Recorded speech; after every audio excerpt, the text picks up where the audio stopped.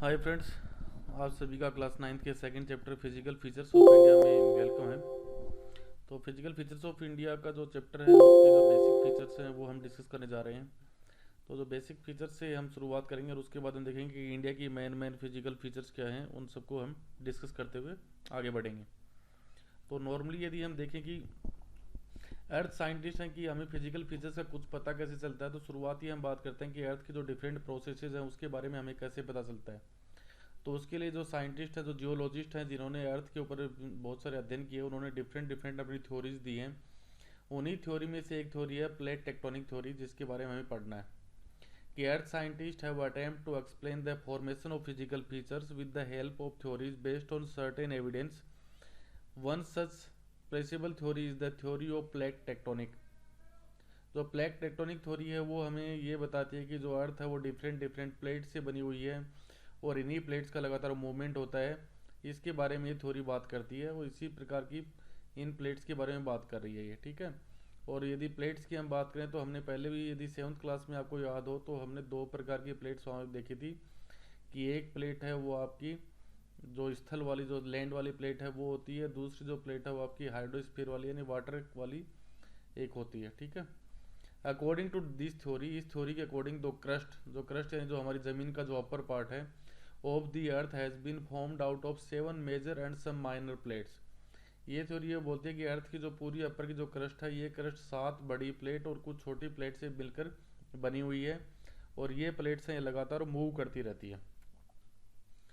The movement of the plates, अब जो इन plates का जो मूवमेंट होता है, in the building of the stresses with in the plates. अब देखिए कोई भी प्लेट है, मान लीजिए यहाँ पे 7 स्ट्रेस को हम समझने की कोशिश करते हैं कि स्ट्रेस वर्ड क्यों है, कि स्ट्रेस कैसे होता है। मान लीजिए कोई भी अलग अलग प्लेट है, मान लीजिए जैसे मान लीजिए ये प्लेट 1 है और ये प्लेट 2 है, ओके। अब ये जो प्लेट्स हैं ये मान लीजिए मूव कर रही हैं, तो मूव कैसे कर सकती हैं ये आगे हम देखेंगे। लेकिन फिर भी हम बात करें, मान लीजिए एक प्लेट इस साइड जा रही है, ये प्लेट ए, और प्लेट बी है वो इसके इस साइड में मूव कर रही है, ओके। तो एक दिन तो ऐसा होगा ना जब ये दोनों प्लेट यहाँ आके आपस में एक दूसरे से टकरा जाएंगी। तो ये जो टकराएंगे, इसी के कारण इन प्लेट्स के बीच से क्या हो रहा है, स्ट्रेस क्रिएट हो रहा है। और इसी स्ट्रेस को यदि आप आगे की क्लासों में पढ़ोगे, 11th क्लास में यदि आप पढ़ोगे, तो इसी स्ट्रेस के कारण आपके यहाँ पर क्या आ रहे हैं, जो डिफरेंट डिफरेंट टाइप्स के लैंडस्लाइड्स हो जाते हैं। कई बार वहाँ पे सुनामी आती हैं समुद्रों के अंदर। और अर्थ के ऊपर यदि आप देखते हो तो आपके जो भूकंप क्रिएट हो रहे हैं, जो सिस्मोग्राफी हम देख रहे हैं, तो ये सारे के सारी एक्टिविटी जो अर्थ को क्रिएट हो रही है, सारे के सारी इन्हीं प्लेट्स के स्ट्रेस के कारण हो रहा है, ओके, ठीक है। तो with stress with in the plates and the continental rock above leading of folding and the volcanic activity. जब कोई भी प्लेट है वो आपस में एक दूसरे से टकराती है तो वहाँ पे हो सकता है फोल्डिंग की एक्टिविटी हो। तो फोल्डिंग की एक्टिविटी से क्या होगा, नॉर्मली क्या होता है, माउंटेन्स का निर्माण होता है। फोल्डिंग तब होती है जब मान लीजिए दो प्लेट्स हैं वो एक दूसरे के अपोजिट डायरेक्शन में जा रही हैं, कि एक प्लेट इधर जा रही है और एक प्लेट है वो मान लीजिए इस साइड, एक प्लेट इधर। दोबारा से हम डोगरी समझते हैं कि one plate is moving from this direction and another plate is moving from this direction, okay.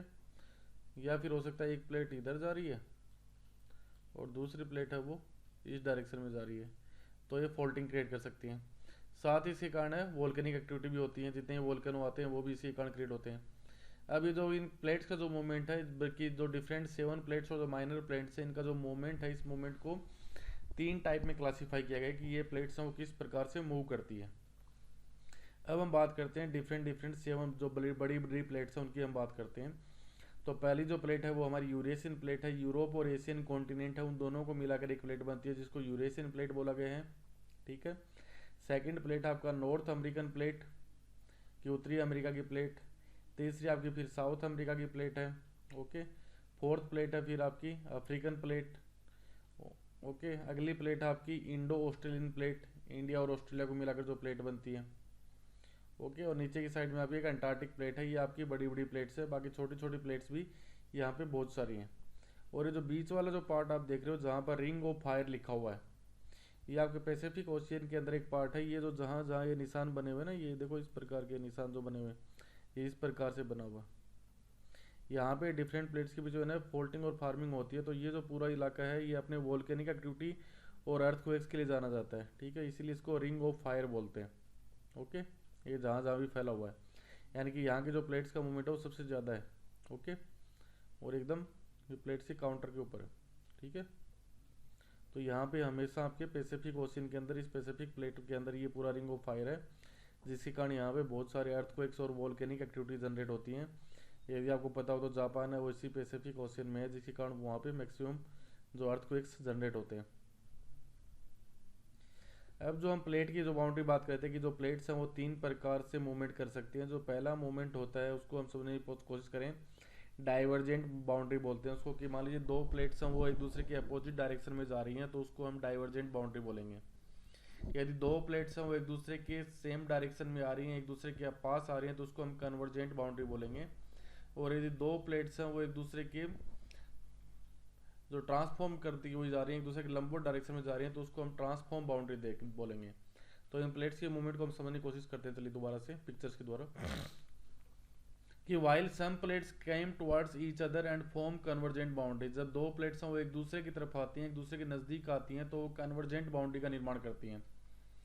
Some plates move away from each other and form divergent boundary, जब कोई दो प्लेट एक दूसरे से अपोजिट जाती हैं, एक दूसरे से दूर जाती हैं, तो वो डाइवर्जेंट बाउंड्री का निर्माण करती हैं। In the event of to plates coming together they में आइदर कोलाइड और क्रैम्बल। अब देखिए दो प्लेट हैं वो एक दूसरे के पास आ रही है, मान लीजिए एक प्लेट ये है और दूसरी प्लेट इसके पास इधर ही आ रही है, ये क्या क्या बना दिया इन्होंने, ये आपको कौन सी बाउंड्री बनाएंगी, ये आपकी कन्वर्जेंट बाउंड्री बनाएंगी। ठीक है, अब ये दो प्लेट एक दूसरे के पास आ रही है तो क्या होगा, या तो ये दोनों आपस में टकराएंगे तो कोलाइड वाला सिंपल सिस्टम होगा, या एक दूसरे को क्रम्बल कर सकती हैं, या ये हो सकता है कि ये प्लेट है ये इसके नीचे चली जाए और ये प्लेट है इसके ऊपर चली जाए, यानी वो एक दूसरे के ऊपर है, वो स्लाइड कि वन में भी स्लाइड अंडर दी अदर, कि हो सकता है एक प्लेट उसके नीचे चली जाए और दूसरी प्लेट उसके ऊपर चली जाए। तो कुछ भी ये डिफरेंट डिफरेंट टाइप की एक्टिविटी हो सकती है। मान लीजिए ये दो प्लेट आ रही हैं, एक पे ये प्लेट इधर से आई और ये प्लेट इस साइड से आ रही थी, तो जब ये मिलेंगे आपस में तो हो सकता है कोलाइड कर जाएं, आपस में एक दूसरे टकरा जाएं, एक दूसरे को क्रम्बल कर दें, या हो सकता है कि ये प्लेट इसके नीचे चली जाए और ये प्लेट है इसके ऊपर चली जाए। ओके, जब दो प्लेट एक डायरेक्शन में एक दूसरे के पास आती हैं तो at times they may also move horizontally past each other and form transform boundary. Horizontal movement ये होगा कि मान लीजिए एक प्लेट इधर जा रही है, ठीक है, और एक प्लेट है वो इस डायरेक्शन में आ रही है, तो ये आप दोनों प्लेट अपना जो मूवमेंट है वो हॉरिजॉन्टल मूवमेंट करेंगे, तो इसको हम ट्रांसफॉर्म बाउंड्री बोलते हैं। The movement of these plates have changed the position and size of the continents over the millions of years. अब जो प्लेट टेक्टोनिक थ्योरी है वो ये बोलती है कि जो आज आज हम अर्थ के ऊपर या ग्लोब के ऊपर जो कॉन्टिनेंट्स देख रहे हैं, वो कॉन्टिनेंट्स की जो पोजीशन है वो पुराने टाइम में ऐसी नहीं थी। ये कॉन्टिनेंट्स की पोजीशन करोड़ों साल में चेंज हो गई है, और उसका रीज़न वो देते हैं कि प्लेट्स के मूवमेंट के कारण है जो आज के मॉडर्न शेप हम देख रहे हैं। ओके, जब हिमालय का फॉर्मेशन में पढ़ेंगे तब हम देखेंगे कि प्लेट टेक्टोनिक थ्योरी के अकॉर्डिंग शुरुआत में अर्थ कैसी रही होगी। ये देखिए पिक्चर में देखो तो दो रेलवे लाइन है, दोनों आप अलग अलग आके एक हो जा रही हैं, एक दूसरे को कोलाइड कर रही हैं, तो हमारे किसका एग्जांपल हो सकता है, ये कन्वर्जेंट बाउंड्री का। अगला देखिए दोबारा से हम बात करें कि ये दो प्लेट थी, मान लीजिए एक इधर ये कॉन्टिनेंट की एक प्लेट थी, ये कॉन्टिनेंटल प्लेट, ये कॉन्टिनेंटल प्लेट, दोनों आई आपस में एक दूसरे से टकराई, और टकराने के बाद यहाँ पे क्या हुआ, क्या बन गए, माउंटेन्स बन गए। ठीक है, ये लिथोस्फीयर की दो प्लेट आपस में एक दूसरे से टकराने के बाद इस प्रकार से उन्होंने फोल्डिंग क्रिएट किया। तो जितने भी फोल्डिंग माउंटेन्स आप देख रहे हो, जिसका एग्जांपल हिमालय भी है, तो सारे के सारे फोल्डिंग माउंटेन्स हैं वो दो डिफरेंट प्लेट्स का जब आपस में कोलिजन हुआ है तो उसी से बने हैं। जब दो डिफरेंट प्लेट्स एक दूसरे के पास आती हैं और जब उनमें आपस में कोलाइड होता है, वो एक दूसरे से टकराती हैं, और टकराने के बाद जो बीच का जो पार्ट होता है वो फोल्ड हो जाता है। सिंपल सा घर के अंदर भी एग्जांपल आप करके देखना चाहो तो एक बुक लीजिए, बुक को आप पूरी तरह से बीचों बीच मोड़ दीजिए और फिर बुक को धीरे धीरे उठाइए, कि बुक के दोनों पोर्शन जब एक दूसरे से टकराते हैं तो क्या होगा, बीच के पेजेस हैं वो क्या करेंगे, फोल्ड आउट करके ऊपर की तरफ अपलिफ्ट कर जाएंगे। तो इसी प्रकार से यहाँ पे हो रहा है, तो इसको हम बोलते हैं कन्वर्जेंस बाउंड्री। जब कॉन्टिनेंट की दो प्लेट एक दूसरे से टकराती हैं, एक दूसरे के पास आती हैं, तो वो हमारी कौन सी बाउंड्री बनाती हैं, कन्वर्जेंस बाउंड्री। ओके, ये देखिए दो प्लेट्स हैं वो एक दूसरे के अपोजिट डायरेक्शन में जा रही हैं, तो यहाँ पे फोल्डिंग क्रिएट हो रहा है, तो ये कौन सी बाउंड्री बन गई, हमारी डाइवर्जेंट बाउंड्री। यहाँ पे प्लेट एक दूसरे के पास नहीं आ रही, एक दूसरे से दूर जा रही हैं। ओके, ये प्लेट है वो इस डायरेक्शन में मूव कर रही है और ये प्लेट है वो इस डायरेक्शन में मूव कर रही है, जिसके कारण बीच में क्या हुआ, एक फोल्डिंग क्रिएट हो गया। ओके, ये गैप यहाँ पे क्रिएट हो गया। तो इस प्रकार की जो बाउंड्री क्रिएट होगी, इस बाउंड्री को हम क्या बोलेंगे, डाइवर्जेंट बाउंड्री बोलेंगे, ओके, इस फोल्डिंग से। तो अफ्रीका में जो रिफ्ट वैली बनी हुई है वो इसका सबसे अच्छा एग्जाम्पल है। ये देखिए दो प्लेट्स हैं, इस प्लेट ने इस डायरेक्शन में मूवमेंट किया, इस प्लेट ने इस डायरेक्शन में मूवमेंट किया, और इन दोनों प्लेट्स के बीच में जो पहले आपस में जुड़ी हुई थी, अब यहाँ पे क्या है कि गैप क्रिएट हो गया, एक फोल्डिंग क्रिएट हो गई, ओके। तो नॉर्मली यहाँ पे इस प्रकार की जब एक्टिविटी होती है तो वॉल्केनो क्रिएट होते हैं। ये देखिए एक ही पिक्चर में आपको देखना हो तो दो प्लेट्स जब आपस में विपरीत जा रही हैं, ये प्लेट इधर गई, ये प्लेट इधर गई, तो ये बेस्ट एग्जांपल बीच में क्या बन सकती है, रिफ्ट वैली बन सकती है, क्योंकि बीच में यहाँ एक गैप क्रिएट हो जाएगा, इस गैप के अंदर बाद में धीरे धीरे वाटर बॉडीज हैं वो आके फिलअप करने लगेंगी, तो यहाँ पे एक रिफ्ट वैली बन जाएगी। अफ्रीका की रिफ्ट वैली इसी प्रकार से बनी हुई है। ये देखिए दोबारा से देखिए, ये प्लेट इधर चली गई, ये प्लेट इधर चली गई, बीच का पार्ट है वो डाउनग्रेड हो गया, यहाँ पे फोल्डिंग क्रिएट हुई, तो एक मतलब एक तरह से सिंपल सा समझो तो एक खड्डा बन गया, इसके अंदर बाद में जो ओशियन का वाटर है वो आगे फिलअप होगा और एक रिफ्ट वैली बन जाएगी। दोबारा से देखिए पिक्चर में, ये प्लेट इधर चली गई अपोजिट डायरेक्शन में, ये प्लेट इस प्लेट का मूवमेंट है वो इस डायरेक्शन में है, और इस प्लेट का मूवमेंट इधर है, और इधर वाली प्लेट का मूवमेंट इस साइड है, बीच में जो गैप क्रिएट हुआ, जो फोल्डिंग क्रिएट हुआ, वहाँ पे एक रिफ्ट वैली बन जाएगी, ओके। तो इस प्रकार की जो प्लेट्स की जो बाउंड्री क्रिएट हो रही है, ये प्लेट्स जिस बाउंड्री को बनाते हैं उस बाउंड्री का क्या नाम है आपका, डाइवर्जेंट बाउंड्री, ओके। अब अगला हम देख रहे हैं, ये है हमारा ट्रांसफॉर्म बाउंड्री। ट्रांसफॉर्म बाउंड्री में देख रहे हैं कि दोनों प्लेट्स हैं वो एक दूसरे के अपोजिट में हॉरिजॉन्टल मूवमेंट कर रही हैं, कि ये प्लेट इधर जा रही है, ये प्लेट इधर जा रही है, ओके।